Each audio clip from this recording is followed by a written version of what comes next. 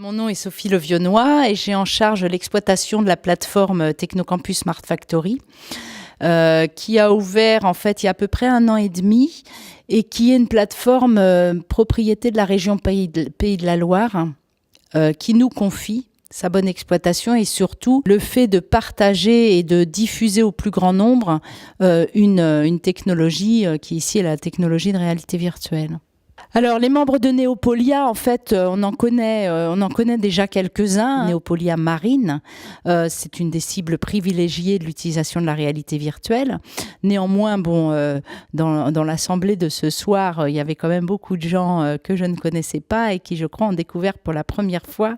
la réalité virtuelle d'un point de vue technologique, mais aussi du point de vue de ses usages. Les chantiers de l'Atlantique, enfin STX en tout cas, est un gros utilisateur de la réalité virtuelle, travaille d'une part avec les armateurs pour la validation du design des navires, mais également sur tout ce qui va être préparation des opérations de construction. Nous, ce qui nous intéresse dans la relation avec Neopolia, c'est plutôt un accès vers les PME. C'est un vecteur très important pour nous, les différents clusters de Neopolia, pour accéder à ce tissu de PME et puis diffuser cette technologie au plus grand nombre parce que c'est pas du tout une technologie qui est réservée aux grands groupes. Alors très concrètement, ce matin on avait une matinale dédiée aux opérations navales et au nautisme et il y avait quelqu'un du bureau Mauric qui a fait une très belle présentation de ses usages de la réalité virtuelle pour la validation de bateaux de travail comme des chalutiers, des bateaux de pêche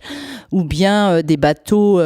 pour la SNSM ou des choses comme ça qui sont des petits ouvrages par rapport à ce qu'on peut faire avec STX, mais qui permettent de mettre directement l'utilisateur final du navire, du bateau, dans la boucle de la conception et de lui faire tester son bateau avant même que les premières